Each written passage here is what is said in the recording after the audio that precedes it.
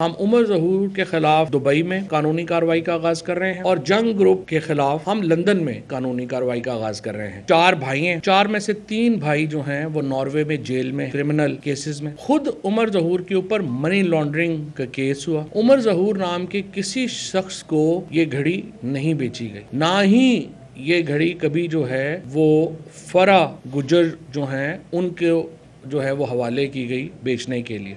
रात को एक जियो टेलीविज़न में शाहज़ेब खानज़ादा के प्रोग्राम में एक करैक्टर उमर ज़हूर को लाया गया और उन्होंने जो पाकिस्तान के अंदर, ये तो वैसे एक बड़ी, मैं समझता हूँ एक तरफ से तो तसल्ली ही की बात है कि एक तरफ जहाँ पे नवाज़ शरीफ और आसिफ जरदारी जो हैं उनके हम केसेस देखते हैं, जो एक एक केस जो है वो 20-20 अरब रुपए का, 24-24 अरब रुपए का है।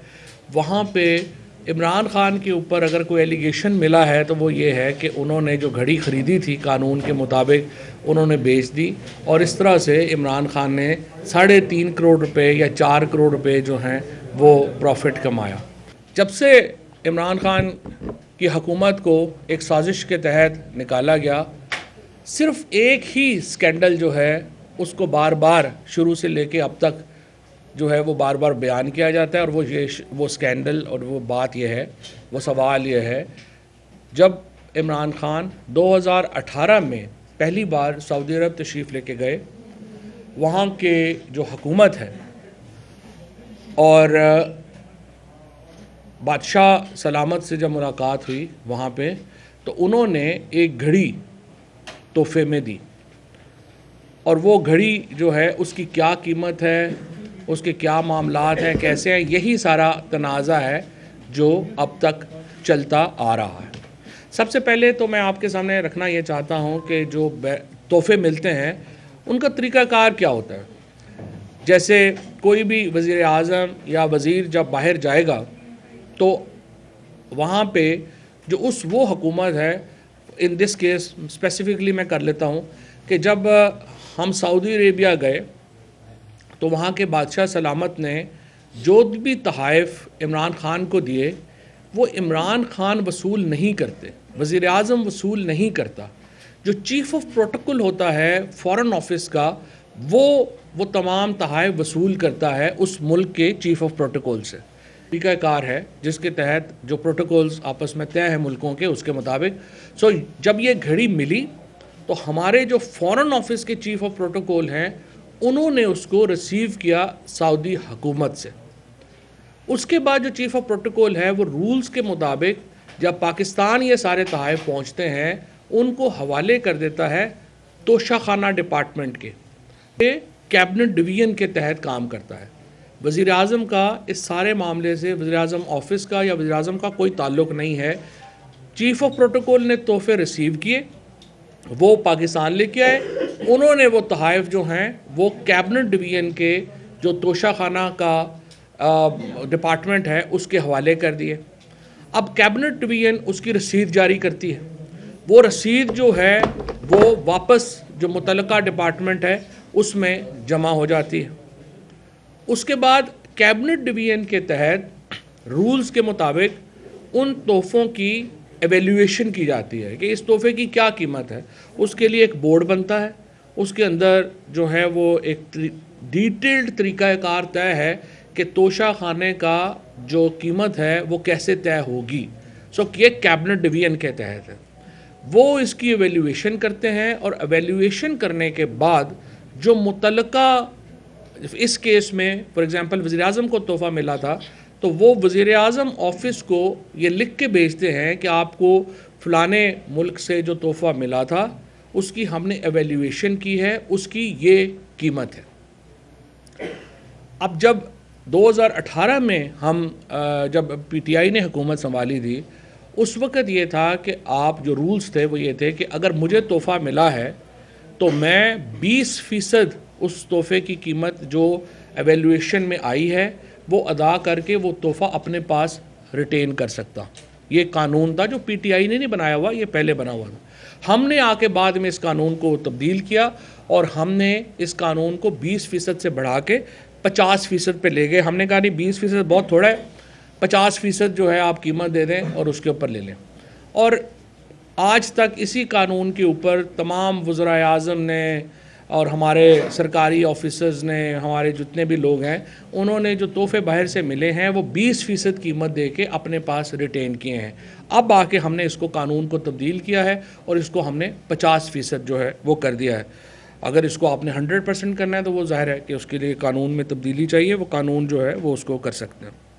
अच्छा, यहाँ पे मैं आपको बता दूँ, ये जो घड़ी है इसकी एवेल्यूएशन जो की कैबिनेट डिवीज़न ने, उन्होंने इसको एवेल्यूएट किया 10 करोड़ रुपए के करीब, लगभग 10 करोड़ समथिंग कुछ था, या 9 करोड़ 87 लाख या समथिंग, बट 10 करोड़ के करीब, उसको राउंड फिगर में कर देता हूँ।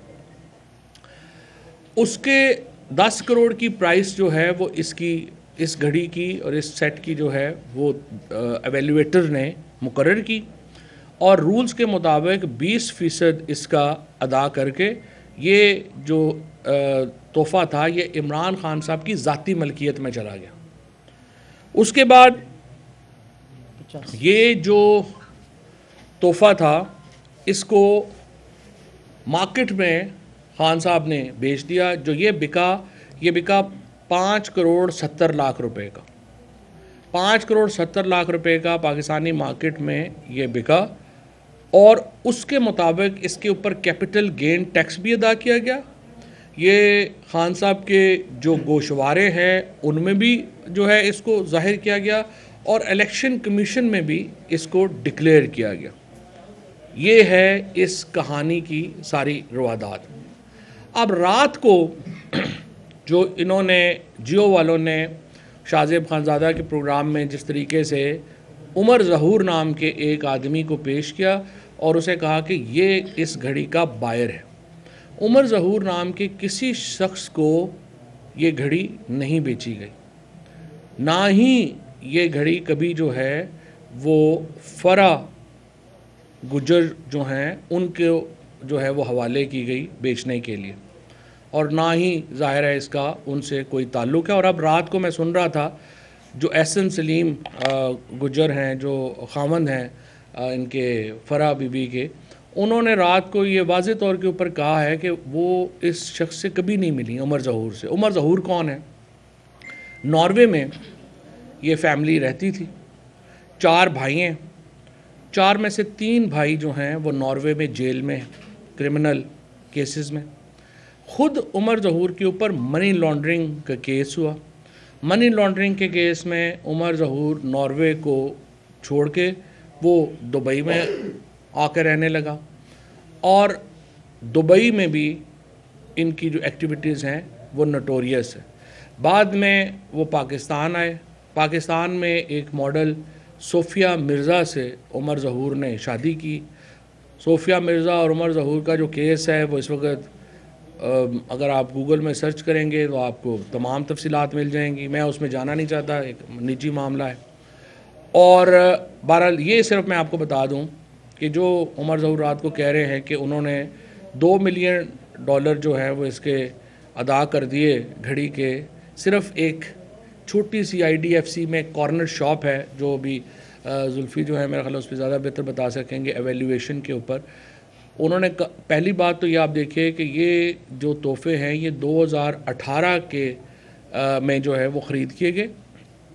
इसकी एवेल्यूएशन जो है वो IDFC की एक कॉर्नर शॉप के ऊपर से इन्होंने कराई, और उस कॉर्नर शॉप के ऊपर कहने के ऊपर इसको कहा कि ये $2 मिलियन में जो है वो मैं ख़रीद रहा हूँ, और $2 मिलियन अदा कर दिए। हालांकि यहाँ पे उन्होंने अपनी बेगम को 10 लाख रुपए महीना अपने दोनों बेटियों के लिए देने से इनकार कर दिया था, और कहा था कि मेरे पास इतने पैसे नहीं हैं कि मैं 10 लाख रुपया महीना जो है वो अफोर्ड कर सकूं।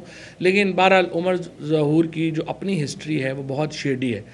यहाँ से भी जाली कागज़ात के ज़रिए वो अपने बच्चों को दुबई लेके गए, और शहज़ाद अकबर से जो उन्होंने कहा कि मुझे शहज़ाद अकबर ने फ़ोन किया है, अगर आप हिस्ट्री देखें तो शहज़ाद अकबर से उमर ज़हूर की एक तवील मुखासमत रही है, क्योंकि पाकिस्तान की जो इंटीरियर डिपार्टमेंट है वो इसको जो है उमर ज़हूर को पाकिस्तान में बुलाना चाह रहे थे। वहाँ पे वो समन्स भेजते थे, लेकिन वो यहाँ पे नहीं आए।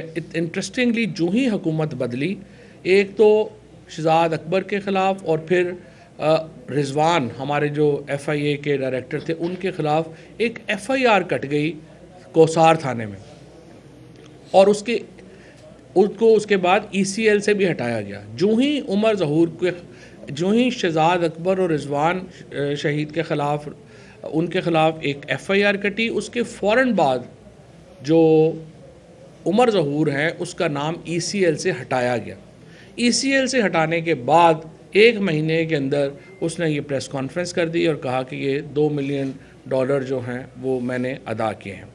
अब इन तमाम हालात के पेश नज़र हमने ये फ़ैसला किया है, हम उमर ज़हूर के ख़िलाफ़ दुबई में कानूनी कार्रवाई का आगाज़ कर रहे हैं और जंग ग्रुप के ख़िलाफ़ हम लंदन में कानूनी कार्रवाई का आगाज़ कर रहे हैं। ये बड़ी बदकिस्मती है कि पाकिस्तान की सबसे बड़ी सियासी जमात को, हमें तो पाकिस्तान में कार्रवाई करना चाहिए, लेकिन जिस तरह रात को CNN पे भी आपने सुना, अरशद शरीफ की वालिदा और उनकी बेगम जो हैं, उन्होंने ये कहा कि पाकिस्तान के अदालती निज़ाम से हमें इंसाफ की उम्मीद ही नहीं है। तो आप अंदाज़ा लगाइए कि अगर पाकिस्तान की सबसे बड़ी सियासी जमात को भी लंदन में जाके केस करने पड़ते हैं और यहाँ पे करना पड़ते हैं, तो हमारा एतमाद का जो लेवल है यहाँ के अदालती निज़ाम के ऊपर वो क्या रह गया है। 4 दिन तकरीबन 1 हफ़्ते से हमारे सेनेटर्स जो हैं वो बेचारे सड़कों के ऊपर हैं और चीफ़ जस्टिस साहब से कह रहे हैं कि जनाब मेहरबानी करिए, अरशद शरीफ की जो शहादत हुई है, आज़म सवाती के साथ जो ज़्यादती हुई है और इमरान खान के ऊपर जो कातलाना हमला हुआ है, उसके ऊपर नोटिस ही ले लीजिए। लेकिन हम देख रहे हैं कि बहरहाल यहाँ पे जो हालात हैं वो आपके सामने ही हैं और ये अफसोसनाक सूरत हाल है। लेकिन बहरहाल हमने फ़ैसला किया है कि लंदन में हम न्यूज़ ग्रुप के ख़िलाफ़ और दुबई में उमर ज़हूर के ख़िलाफ़ कार्रवाई का आगाज़ कर रहे हैं।